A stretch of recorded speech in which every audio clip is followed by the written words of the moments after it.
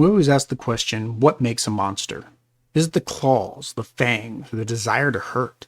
Or is it something much quieter? Sometimes the most dangerous thing in the room isn't the wild animal, it's the man standing perfectly still, holding back a nuclear explosion just by keeping his eyes open. For decades, we dismissed him as the teacher's pet, the buzzkill, the Boy Scout, standing next to the cool guy with the claws. But if you look closer at Scott Summers, you don't see a hero. You see a child soldier who was forced to grow up in a burning plane, traumatized by a geneticist, and weaponized by a dreamer. Today we're peeling back the layers of X-Men's greatest tactician to ask the big question, was Cyclops right?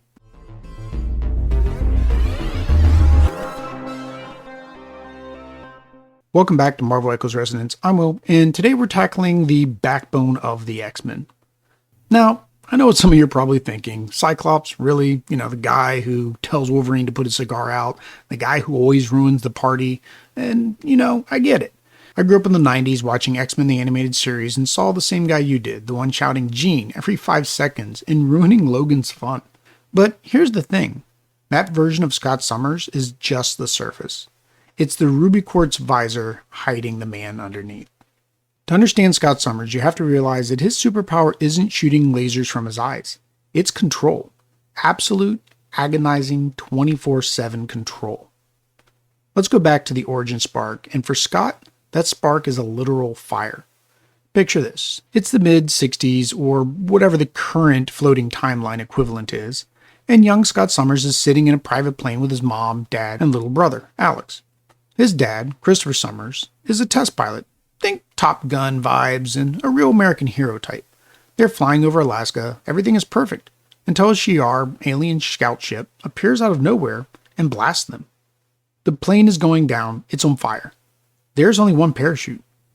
In a moment that would break anyone, Scott's parents make the ultimate sacrifice. They strap Scott into the chute, tie his brother Alex to him, and push them out the door.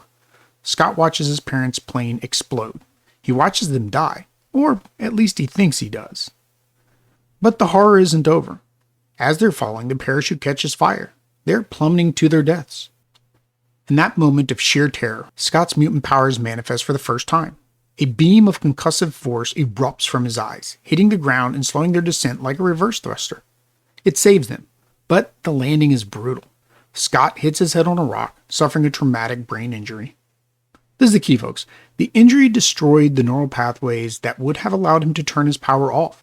From that second on, Scott Summers became a loaded gun with a broken safety.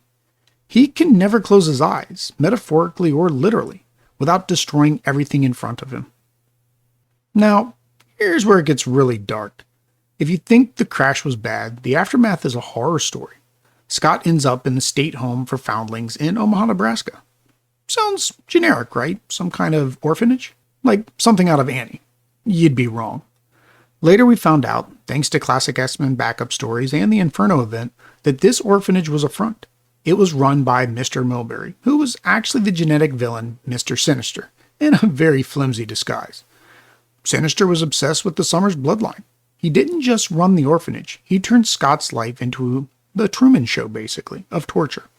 He put mental blocks in Scott's mind to make him forget the crash. He tormented him with bullies to test his stress level. He systematically isolated Scott, ruining any chance of adoption to forge himself a weapon. Scott Summers didn't grow up repressed because he was boring. He grew up repressed because a Victorian eugenist spent a decade teaching him that emotion equals pain. So, when Charles finally shows up in X-Men #1, he isn't just recruiting a student, he's rescuing a broken teenager who is terrified of his own reflection. Xavier gives him the ruby quartz visor, and for the first time in years, Scott can look at the world without destroying it. He becomes Cyclops.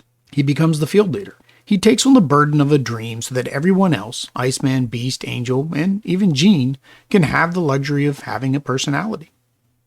We talked about Jean Grey a lot in episode 45. If you haven't listened to that one, definitely go back and check it out because her trajectory is the mirror image of Scott's. Jean is about expanding, about becoming infinite. Scott is about contracting, about holding it all in. This dynamic defines his early years. He's the Boy Scout because he has to be. If Wolverine loses his temper, somebody gets stabbed. If Cyclops loses his temper, the school is leveled. The stakes are just different for him. But the cracks start to show. The first major crack is arguably the Dark Phoenix saga, where he watches the love of his life commit genocide and then die. But the real shattering point, the moment that the Boy Scout died, was Inferno. Scott discovers that his entire life has been manipulated by Sinister, as we mentioned. He realizes his wife, Madeline Pryor, was a clone created just to breed with him. It's a violation on a cellular level. In X Factor number 39, Scott confronts Sinister. And for the first time, he doesn't hold back. He realizes that his control was just a leash Sinister put on him. He unleashes an optic blast that would literally blast Sinister down to a skeleton. It's a brutal moment. It's the moment Scott Summers realizes that sometimes, to save the day, you can't be a hero. You have to be a killer. And that rationalization, that is the seed that eventually grows into the revolutionary we know today. So now we're going to fast forward like we usually do, to catch you up on the last decade or so of Scott's life. Because this is where that Boy Scout hangs up his badge and puts on the General's stars. If you stepped away from comics in the 90s, the Scott Summers you remember is gone. He's been replaced by someone far more dangerous and far more interesting. Here's how his story has progressed from the classic arcs to the current day. It really kicks off in the event called Schism. Imagine the ultimate philosophical divorce. On one side, you have Wolverine, who, strangely enough, has become the voice of reason. Logan looks at mutant kids and says they should be students. They shouldn't be fighting wars. And on the other side, you have Scott. Scott looks at the decimating numbers of the mutant population. They were on the brink of extinction at this point and says, we don't have the luxury of childhood anymore. Every mutant is a soldier, or every mutant is dead. It gets violent. They fight, and the X-Men split down the middle. But this sets Scott on a path of pure pragmatism. He stops asking for permission to exist. He starts demanding it. This leads us directly into Avengers vs. X-Men. This is the big one. The Phoenix Force is coming back, and the Avengers, understandably, are freaking out. They want to stop it. Scott? He believes the Phoenix can restart the mutant race. He's desperate. He's playing a cosmic gamble. It ends with Scott being possessed by the Phoenix. And in a moment of tragic irony, he kills his surrogate father, Professor Xavier. He killed the dream to save the species. After that, Scott becomes a pariah. He's labeled a terrorist by the world. But to a lot of mutants, he's an idolized figure. This is where the viral meme Cyclops Was Right comes from. He wears a new costume, the one with the X on his face, and leads a mutant revolution from the shadows. He's hard, he's angry, and he's done apologizing. Then, most recently came the Krakoa era. When Xavier and Magneto built their island paradise, they needed a great captain. They needed a war king. Scott stepped into the role of Captain Commander. He was the head of their military and the ultimate statesman. He had his family back. Jean, his kids Cable and Rachel, his brothers, all living in a weird, polyamorous, utopian commune on the moon.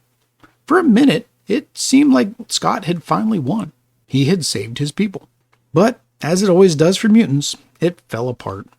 The fall of X happened. Krakoa was destroyed. The dream was shattered again. And this brings us right now to the From the Ashes era in 2005-2006. Scott Summers is back, and in the trenches. He's operating out of a repurposed Sentinel factory in Alaska. Talk about a poetic echo of his origin. He's leading a rogue team of X-Men, stripped of the paradise, stripped of the safety. He's tired, he's cynical, but he's still standing. He's the only one that can stand. He is arguably the most competent, dangerous leader in the Marvel Universe right now, because he knows exactly what it costs to survive. It's been a long road from the shy kid in the yellow spandex to the hardened general in a trench coat. Scott Summers has lost his parents, his wife, his son, his mentor, and his reputation. He has sacrificed his own humanity piece by piece so that mutant kind could keep theirs. So I'll leave you with this question. When you look at his history, at the choices he made during Schism and AVX, do you think Scott Summers is a hero who did what was necessary? Or did he become the very thing Xavier warned him against, a villain who thinks the ends justify the means, very much like Magneto? Let me know your thoughts in the comments below.